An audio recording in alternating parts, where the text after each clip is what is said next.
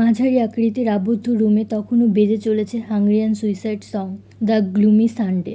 ভেসে আসছে কিছু লাইন, যেগুলোর ভাবার্থ ছিল এমন: প্রিয়তমা, আমি চাই আমার স্বপ্নরা তোমাকে আর জেগে না বসুক। এই হৃদয় তোমাকে বলে যাচ্ছে আজ ঠিক কতটা চেয়েছিলাম তোমায়। ধীরে ধীরে ভিতরে প্রবেশ করে পুলিশ। শুরুতে হালকা আলো, বাকিটা আবছা অন্ধকার। মেঝেতে রক্তের ফোয়ারা, সাথে ছোট ছোট মাংসের টুকরো। টেবিলে বৃহৎ হাত, পা, মাথা, চোখ টুকরো টুকরো করে সাজানো, সব যেন সাজিয়ে রাখা হয়েছে কোনো প্রদর্শনীর জন্য। কাটা অংশগুলো দেখেই বোঝার উপায় নেই অংশগুলো ঠিক কার শরীরের। নিচে পড়ে আছে Wuthering Heights, tragedy plus time, my father before me, by the time you read this I will be dead, I was fair. কাভারে লেগে আছে ফোঁটা ফোঁটা রক্ত। আরও পড়ে আছে কয়েকটি ব্যর্থ আঙুল। সিলিংয়ে ঝুলে আছে রশি। অন্য ফ্যানের বাতাসে ঝুলছে ধীর গতিতে। মেঝে এবং টেবিলে ছাড়াও বইয়ের তাক, দেয়াল, চেয়ার সব কিছুতে ছড়িয়ে ছিটিয়ে আছে রক্তের দাগ। কোথাও এঁকে আছে মানুষ, কোথাও এঁকে আছে বিরহ, কোথাও এঁকে আছে প্রেম। নীলা বাধা পড়ে আছে চেয়ারে, অজ্ঞান অবস্থায়। নীলার মাথা নেতিয়ে পড়ার ধরন, তার চোখ মুখ দেখে মনেই হচ্ছিল বহুদিনের কাঙ্ক্ষিত কোনো ঘুম ঘুমাচ্ছে সে। সে তখনও জানে না শ্রাবণ কোথায়, কেমন আছে, বেঁচে আছে নাকি মরে গেছে। শ্রাবণ তার প্রেমিকের নাম, যে তাকে ভয়ঙ্করভাবে ভালোবাসত। নীলা তার ভালোবাসা সঠিকভাবে বুঝতে পারেনি কখনোই। তার কিছু চুল কপাল বেয়ে চোখ ছুঁয়ে এমনভাবে পড়েছিল ঠিক যেমনটা শ্রাবণ চাইতো যখন তাদের সম্পর্ক ভালো ছিল। তখন এভাবেই চুল পড়া দেখলে সে নীলার সামনে বসে নীলার হাঁটুতে হাতের ভর দিয়ে নীলার দিকে একদৃষ্টিতে তাকিয়ে দেখতো আর বলতো, আমাকে কখনো ছেড়ে যেও না প্লিজ, বলেই নীলার কোলে মাথা রেখে বসে থাকতো। নীলা তখন শ্রাবণের মাথা সোজা করে তুলে ধরে চোখে চোখ রেখে বলতো, আমি চলে গেলে আমার পাগলটা কার কোলে এভাবে মাথা রাখবে, এবং শ্রাবণের দিকে তাকিয়ে হাসতো ভালোবাসার হাসি। বিয়ের পর চোখের উপর চুল পড়ার দৃশ্য দেখার মতো কখনো কোনো আবদার করেনি শ্রাবণ। তখন নীলা ইচ্ছে করে চোখের উপর চুল ফেলে রাখলেও ফিরে তাকাতো না সে। নীলার সাথে পরিচয় হওয়ার পর থেকে তার পুরোটা জুড়ে ছিল নীলা। নীলা আর শ্রাবণের পরিচয় ভার্সিটির জীবনে। 2 বছরের জুনিয়র ছিল নীলা।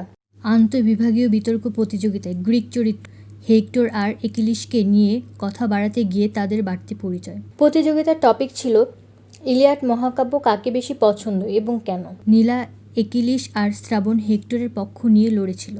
প্রথম দিকে অনেক এগিয়ে থাকলেও পরে চুপসে গেল শ্রাবণ, কারণ তখন তার পুরো মনোযোগ ছিল নীলার চোখ বেয়ে চুল পড়ার উপর, নীলার কণ্ঠের উপর, নীলার হাসি এবং নীলার খোলা চুলের উপর। চুপসে যাওয়ার পর বিতর্কে হেরে গেলেও পরে লাভই হয়েছিল শ্রাবণের, কারণ তার হঠাৎ চুপসে পড়া নজরে পড়েছিল নীলার। তাই তো বিতর্ক শেষে নীলা শ্রাবণকে বলে উঠল, আপনি এভাবে থেমে গেলেন কেন ভাইয়া? কিছুটা নিচের দিকে তাকিয়ে শ্রাবণ উত্তর দিল, এমনি, কথা খুঁজে পাচ্ছিলাম না। পেছন থেকে শ্রাবণের বন্ধুরা হাসতে হাসতে কী যেন বলতে চাইল। নীলা সেটা বুঝতে বাকি রইল না। সে লজ্জায় পড়ে গেল, শ্রাবণও। তাই শ্রাবণ বলল, আচ্ছা আমি আসি। আমিও, বলেই দুজন দুদিকে চলে গেল। পেছন ফিরে তাকাতে গিয়েও কেউ তাকায়নি। ডিপার্টমেন্টে জুনিয়র মেয়েদের মাঝে এমনিতেও শ্রাবণের সম্বন্ধে অনেক ভালো ধারণা। সে অনেক ভদ্র, হাসি খুশি আর শান্ত স্বভাবের। কয়েকজন জুনিয়র ওকে অনেক পছন্দ করে। সেসব জুনিয়রের একজন হলো নীলা। চোখের উপর চুল পড়া ছাড়াও নীলার প্রতি শ্রাবণের আরও কিছু আবদার ছিল। শ্রাবণ ছিল অনেক গোছালো স্বভাবের, তবে যখন থেকে নীলার সাথে পরিচয় তখন থেকে অগোছালো হয়ে গেল। সে চাইতো নীলা তাকে বকাঝকা করে গুছিয়ে নিবে, আর তাই সে ইচ্ছে করেই অগোছালো হয়ে থাকতো। শ্রাবণ বলতো, কেবল তুমি গুছিয়ে দিবে বলে আমি অগোছালো হয়ে যাই, আবার তুমি নিয়ম করে শাসন করবে বলে আমি অনিয়ম করব বারবার। নীলা ও শ্রাবণকে নিজের মতো করে গুছিয়ে নিতে লাগলো। নীলার প্রতি শ্রাবণের আরও একটি আবদার হলো, নীলা যেন তার সাথে অনেক ঝগড়া করে, রাগ কিংবা অভিমান করে। তাই সে মাঝে মাঝে ইচ্ছে করেই নীলার অবাধ্য হতো, নীলাকে খেপাতো। ঝগড়ার এক পর্যায়ে নীলা যখন কান্না শুরু করতো, তখন শ্রাবণ পিছন থেকে নীলাকে জড়িয়ে ধরে কানের কাছে মুখ দিয়ে বলতো, সরি, ইচ্ছে করে রাগানোর জন্য। এতে নীলার রাগ না কমে বরং বেড়ে যেত, আর বলতো, এরকম ঝগড়া করলে আমি সত্যি অনেক দূরে চলে যাব।